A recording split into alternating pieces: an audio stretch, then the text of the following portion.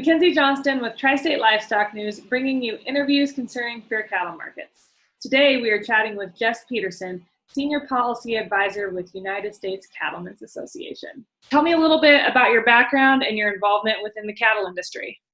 Hey, you bet. Well, Mackenzie, thank you for what you're doing. And this is an exciting program that Tri-State Livestock's putting together. So hat tip to you. And what a tough and challenging time, but I'll always bet on production agriculture, U.S. farmers and ranchers. I grew up in the cattle business, again, South Central Montana, and just a product of the 80s, as I say. We had a pretty tough time like all families did going through the 80s. And my folks turned to me at a young age and said, we don't know how or where it's going to happen, but you're going to need to go out to Washington to work on agriculture policy. So I had an opportunity to build up my cattle herd that I've kept throughout the years. Went and started working in agriculture policy in 2004 in Washington, D.C., going back and forth from Montana to D.C., and made some incredible relationships, saw a lot of the ability to engage at grassroots to move the needle forward. And I think we've had some incredible successes, but the one thing that's always been is lacking just uniting the countryside. So I'm optimistic about the one good thing coming out of this COVID is we're trying to finally pulling folks together. What do you feel are the major issues facing our cattle industry today? Well, we obviously have the usual when it comes to lack of competition and addressing the consolidation of the meatpacking arena. However, we are in unprecedented times. The U.S. Cattlemen's Association, early March, we were right out of the chute saying, Department of Agriculture, Congress, you've got to put together a livestock stimulus. And we were ahead of folks. We knew that other industries, other sectors were going to be asking for it. So we were very pleased that Congress funded it and we got out there and got after it. So right now, for everyone that's watching, these are challenging and tough times. Again, that's why I say, U.S. Cattlemen's, I tell a lot of folks, don't beat your head against the wall. That's our job, okay? And we are. In the sense of we have got to get the stimulus dollars out the door. They are appropriated by Congress. We're waiting for the Department of Agriculture to announce how this payment plan will be. There's some information out there, the 80%, April 15th, all the details that folks know. Those are sketchy at best, okay? As of right now, that program is not workable. However, we are going to do everything we can. There's bipartisan support in Congress to make it more workable. We're waiting for an interim final rule from the Department of Agriculture that walks through how those dollars would get out there. So let's look at it as a priority basis. We've got to get some confidence in our feed sector. We've got cattle feeders that are scared, and rightly so. These dollars are coming. I assure you, we're going to get you folks taken care of. We need to build your optimism and your confidence. So when you clean your pens out, you're willing to go out and bid on the best feeder cattle in the world. Calves are hitting the ground. Calves are being branded right now pretty quick. We'll be going in to the summer video season and then in the fall calf run. So we need to have that optimism with the feeders and stockers and then the cow-calf folks. So whatever you don't make in the markets and with your calves off the cow, that there's a check there. So big priority is getting this stimulus right. It's what keeps me up at night. And our team at U.S. Cattlemen's Association, I want to give just a hat tip to the staff, members of Congress. I've never seen staffers work harder, both sides of the aisle. Good things are happening. USDA, this is a new program. It's livestock. Commodities, it's pretty easy to put together a price support program. We don't have that for livestock. So again, for those of you that are nervous, for the bankers out there, please keep these folks, keep their lines of credit strong. We're getting them some relief. The dollars are coming. The first round of payments, we'll do the second round. We'll do whatever it takes. So that's first and foremost. In addition, we've known for quite some time we have a broken market. COVID-19, as far as the cattle market, just exposed that. The good thing now, and several folks will say, we brought a lot of these problems on ourselves. These alternative marketing agreements, these sweet deals, yes, they work for the big corporates, feed yards and whatnot, but they're not working when it comes to price discovery. They're not working when you talk about the quality of cattle. We just wrapped up an amazing bull sale season. Best genetics in the world. You're talking highest end carcass value or carcass, what we're doing on our cuts of meat, premium choice, all the quality, the performance, and yet we're still lacking on the pay. That's ridiculous. We need to bring the leverage back. We have some proposals. We're going to work on it. I know there's a lot of talk, a lot of activity. We need that, but we also need wins, and we need to win back that leverage. And we have some key priority areas we're working on to make that happen. Fantastic. How do you feel that we can create more competition within our cattle markets? What steps need to be taken? What solutions need to be put in place? Well, this formula cattle, that's the cancer to our industry, and we need to take a step forward. We have been looking at this obscure topic known as price reporting. It was put together in 1999 to basically have a better way of establishing what prices are being paid for beef as it links to the retail and packers. It has since evolved as you look at the evolution of price reporting. You're also seeing the lack of cash traded cattle to the point where when we're getting these USDA market reports, they're not really accurate because you're lacking data, you're lacking the reports. And so we've spent a lot of time on that. We went 5 years ago, we had it reauthorized. We put together a working group within that reauthorization to examine how we can improve it. A lot of limitations. Every time it's talked about breaking down the data, our friends in the meat packing industry said, confidentiality, can't report that, can't report that. Well, there's so much frustration, the fact that this data lacks integrity. It's not accurate. And so you have good cash cattle feeders in Nebraska, Iowa, Dakotas, and beyond, and other parts of the country. A lot of times their cash, they're being squeezed on their numbers they report. Then the formula's getting their +4, their +5s, and they're bragging about it. But they're bringing everyone down, as Corbett Wall says. You're shallowing things out, and then you're bragging about it because you get a few points above. When we met earlier this year, and this was before COVID, when we met earlier this year, we said, how do we move in this direction of increasing negotiated cattle? And this affects everything. You want to talk about the CME and the board? You want to talk about the lack of fundamentals? A lot of folks talk about the Holcomb fire, okay? Well, last summer, we should have had a better run up to the Holcomb fire. Retail prices were high. Beef demand was high. Why didn't we see that market 10 to 15 bucks per hundredweight higher? We should have. The fundamentals weren't in place. So when you look at the increase in cash negotiated trade, okay? And so that's why we came up with the floor. There's 50, 75%, whatever, but the floor needs to be a minimum of 30% per plant. Per plant is a big deal. Again, you look at that and you say, okay, about 2 years ago, 2018, there's this, the cattle price, the cattle market, summer cattle market took a bump 1 week because Tyson's was more active in it, okay? Imagine if each week the big three, the big four were more active because each one of those individual plants were active in the market. Again, this market operates best with active and informed participants and an active cash trade. So bring that all full circle. As we were working on price reporting, there was a USDA meeting last fall. There was a lot of frustration because we couldn't break the data out. That transitioned into February of this year. Folks got together in Billings, Montana, the winter thaw, various industry groups, leaders, and the idea of this 3014 was teed up and placing that in the reauthorization of price reporting. Now, why is that so unique? That has to be reauthorized. And so it's a moving bill, so you could modify it. Again, there's, like I said, there's a chance that might start out at 50, but we want to be very, very mindful that the folks in the Southern Plains, that the pushback we're going to get from across the board, that we get something, okay? We need to get something. 2020 is the year of ideas and movement. 2021 is the year of implementation. So we're committed on that. We have good relationships in the Senate Agriculture Committee. I don't see a lot happening in the House on this. I see it happening in the Senate. We see bipartisan support, and we see that movement. Now, what's fascinating about this is we've had communications. You've done a good job covering this. Communications with the CME, the board, okay? They would like to see more liquidity, more cash. Cash competes with machines.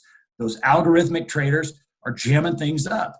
Get some better cash negotiation, and you're going to work on your CME. So I'm not saying it's a silver bullet. There's no silver bullets out there. But this has an amazing opportunity and ability to address the competition, to increase the fundamentals, to shore up the fundamentals, and actually that CME to actually maybe bring it as a true risk management tool, which we'd like to see. That would be nice.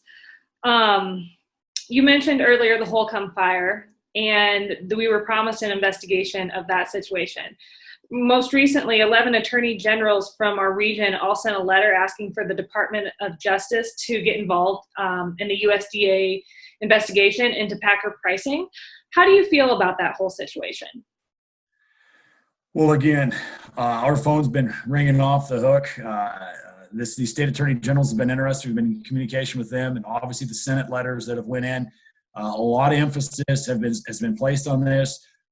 We thought we were going to get an update in February at that winter thaw event in Montana with regards to this investigation. Was surprised and disappointed that had not taken place. That was promised by the Department of Agriculture. So one, that's an outstanding investigation that has not. The results have not been presented yet, and they need to be. And now you have the state attorney generals, again, up on the ante, putting the pressure in there. The particular, and so I want to commend those state attorney generals. I want to commend the senators. Again, folks like yourself are building that grassroots movement, and it's having an impact.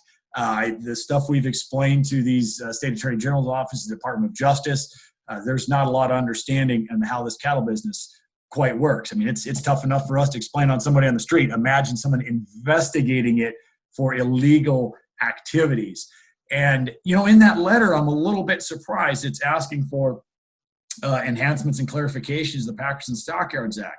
We had that in 2008. We had a definition of anti-competitive buying practice. We had an Office of Special Counsel that was going to be housed at the U.S. Department of Agriculture. We had all that teed up. This industry didn't support it. We had division amongst our ranks. We had confusion in the countryside. So again, my friends in the industry, too many times we're hurting ourselves with self-inflicted wounds. So when these recommendations come out from DOJ, a piece of paper that's going to gather dust isn't going to keep anyone's bottom line. We need results. And when you tee those recommendations up, it's not enough, folks, to just say, well, I don't want the government in my business, just get on out of here. We get that. We get government overreach, but you go talk to anyone. To anyone that talks about a worry about overreach, here's the trivia, here's the riddle for you. How many folks in the CME, Chicago Mercantile Exchange, how many work in their product division versus their regulatory division? It's 5-1. For every one person they have selling their product, they have 5 with regulatory oversight to make sure there's integrity because of all those big dollars, millions and billions of dollars that are being run through exchanges and whatnot. You need to have this regulatory certainty to make sure that you're having all the transparency and things laid out. So again, as we come up with this Department of Justice investigation, that's outstanding. But you also have to make sure the policy recommendations, no, we don't want government overreach, but keep in mind, in order for this to function properly, we need to have the right definitions, the right rules in place, and rally around them. Because the last time, I don't want anyone blaming packers or sold out members of Congress. That's not accurate. The countryside didn't unite. I had just as many ranchers come up to me, just as many cattle feeders saying, I don't like the Office of Special Counsel. Why not? Now you know why you need one. I don't like defining anti-competitive buying practice. Now you know. So folks, we have to take a serious look inward about what we're willing to do to make changes in order for this industry to gain back some leverage, which is obvious we don't have. Right. How do you see these current cattle markets, the tough times that we're experiencing within these current cattle markets? How are they affecting rural America? How will they affect rural America? And how are you seeing it on a smaller scale, just right there around Billings? How is it affecting the community?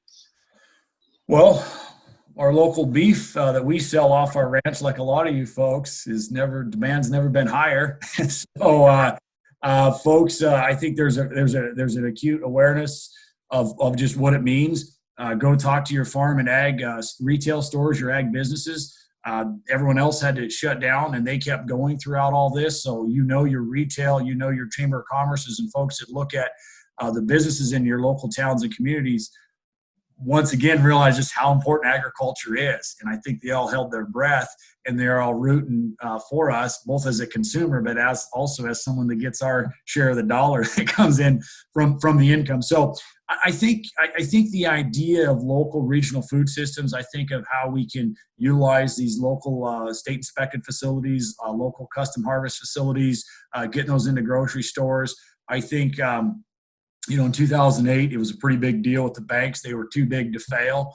They did. Meat packing plants were too big to fail.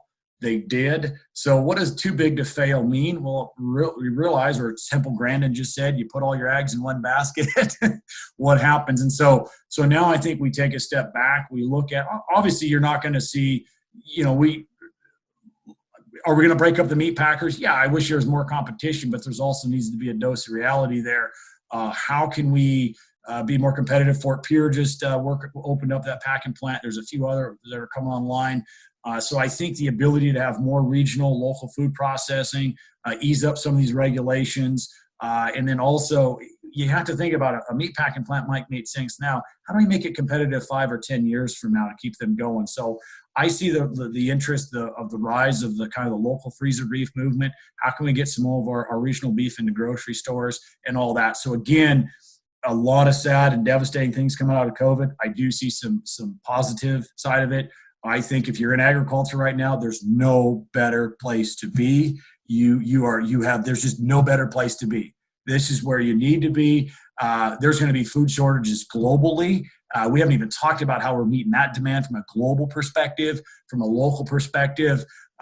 Folks got to eat. Folks got to eat healthy, and they know that we're doing it in an environmental friendly manner. So what a time. Instead of thinking about how you're going to sell your cattle, you ought to go out and buy twice as many, because the future is bullish on what we're looking for as it links to food production, getting consumers fed. And what we knew this in DC. We'd watch big snowstorms would come in. We were used to seeing the counters wiped out of food. That was something that the rest of the country, because we're not a lot of grocery stores for a whole lot of people jamming in there in a metro area. And again, 15 years living as a cowboy in a rural urban DC, and you'd see that pressure on supermarkets. So you knew what you better get out there. And I think folks realize now. Again, I just go back to the few beef we've already sold, freezer beefs, we've already had a lot more interest in it. So I see, again, the opportunity. This industry is going to come back stronger more than ever, but we have to unite to get something done. That is fantastic to hear. If you could sum it up in one sentence, what does the cattle industry need most today? A win. We need a win. We need to get focused and get a win and get the leverage back. I think every activity out there has been incredible. We've seen a lot of passionate movements out there, a lot of social media movements. I think they're all outstanding. I think they've built awareness like never before. But when you talk to your banker, when you re-up your note, it will matter if we got a win. And we've got several of them on deck. The U.S. Cattlemen's Association, we won't rest until we get that win. I have seen work with state cattlemen's groups, whether affiliated with RCAF, whether affiliated with NCBA, it doesn't matter right now. We're all working together. There's a little bit of personalities back and forth, but you look at the framers and the founders of our great country, and you look at those paintings and murals of them and all. I don't think they're all smiling and happy all the time, but no one looks back and thinks about how they were setting up a country. I'm sure there's some pretty fiery arguments. We all know George Washington was booed going down the streets of D.C., so it wasn't like it was all hunky-dory then. I know that some folks, and I know ranchers and our president, Brooke Miller, said we ought not squander the opportunity. We have the opportunity to speak in social media, and when groups have an opportunity to speak publicly, we don't need to be mudslinging amongst ourselves. And so I'm really impressed with the board and leadership of U.S. Cattlemen's Association. There's been some stuff come along the lines of that if the grassroots side says, well, that's a little bit of an RCAF deal on the mandatory cool side petition, and U.S. Cattlemen's Labeling Committee got together and said, let's work on it. It's just, there's no reason why we can't get on board and support that. So there's an effort underway to work on that. NCBA, state affiliates, we've been talking about how we can make this stimulus work. Again, our industry is on the line. We're in crisis. We can rise above it. We will rise above it.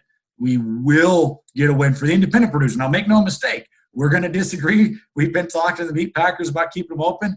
We're going to agree on some concepts of how to keep those plants open, but we're going to flat out disagree when it comes to getting our leverage back, getting a win for the U.S. cattle producer, for the independent cattle feeder. We are not going to back down. We are going to win and get our leverage back. Fantastic. All right. So you talked about us needing a win. What can individual producers such as myself out here ranching, what can we do to help us get a win? What do we call our folks in DC? What's your advice for us individuals to help move this along?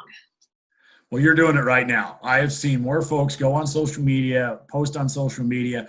I do think I always want to, again, it comes from a lot of folks that come back to me and say, Jess, how are you in Washington, D.C.? How are both your daughters are being born? They were born, now we're raised in Montana. How do you do that? Everyone's, I could never do that. I could never do that. Well, there's a difference between an emotional decision and a business decision. And when you act emotionally, it changes it dramatically. So from our perspective, our family's perspective, it was a business decision. We were working hard on ag policy. We were working hard on getting a job done. And then when we made our transition to Montana, we have to make a lot of business decisions, and ranchers have to do that all the time. So when you look at this piece, it's easy. It's easy to get really down and out and frustrated and start, cussing a particular party or Congress or someone or blank. Just take a step back and say, folks, from a business perspective, how do we win back this leverage? So how do you do it? You're doing exactly it. Go on Facebook, make your messages, read, keeping all these incredible livestock industry papers and publications are doing an outstanding job. Get involved. I have seen folks, we've seen single individuals come up with great ideas, county associations, get the associations, move policy forward, whether it's a Farm Bureau, Farmers Union, state cattlemen's group, all the above. Get involved, get some policy recommendations, and push them forward. So again, 3-step plan. Keep involved, use your social media for a positive way, and we all know what the difference of that is. And join an association, heck, join several of them. I was talking to some folks the other day that have joined multiple organizations. Of course you should do that, for crying out loud. Why wouldn't you join multiple organizations? I'm not going to agree with them. If you agree with them 100% of the time, I'd get nervous. I don't want single party rule. I want two parties, battling back and forth. That's our Republican. That's our republic. That's our democracy. That's what we are. We need two-party government. We need two sides going back and forth and brokering deals. And so again, having associations that join, folks, don't squander your opportunity. Get involved, stay active. Ag Trade publication, if the national media was 1/10 as effective as our ag trade publications, we wouldn't be in the problems we're in as a national perspective. Our ag trade publications get it done. So get involved in an association, stay involved, hold them accountable, and join multiple associations and keep communicating with your members of Congress. Fantastic. Well, that covers all my questions. I will give you one last chance to throw in any closing comments that you'd like to throw out to the masses. I just thank you. Thank you all for what you've done. These are challenging times. I know this is a lot of uncertainty. We can't emphasize it enough. We are out here working around the clock. I know you're staying up at night, ranchers and farmers out there. So are we. I've had a lot of sleepless nights, and when we wake up in the morning and we tackle it on the policies that are going to work. So just know to the highest levels. To the highest levels, folks are aware. They know the plight that's going on, and you have an ally. You have a friend. We are not going to back down. We will get through this. We'll be stronger on the other side. So for those families out there that are struggling, that don't know how, they're just pause, take a deep breath. The grass is growing. The birds are singing. Your cattle are coming along just fine. We're going to get through this. For those of you that are staring at some feed pens of cattle and you don't know how you're going to get them down the line, we're working on that. We're going to take care of you. As I say multiple times a day, don't beat your head against the wall. That's the U.S. Cattlemen's Association job. There's associations working for you. So again, you're not in this alone. We're going to get through it. We're going to be stronger. We're going to be stronger on the other side. Don't kid yourself. Some of the stuff that got us in the trouble in the first place, you need to be fixed. We're going to get those fixed. You're not alone. We're going to overcome this. Hang in there. Your positivity is a breath of fresh air. My goodness. Well, I myself and Tri-State Livestock News, we want to thank you for taking time to talk with us today. Everyone out there, make sure to stay tuned for more interviews coming along the way.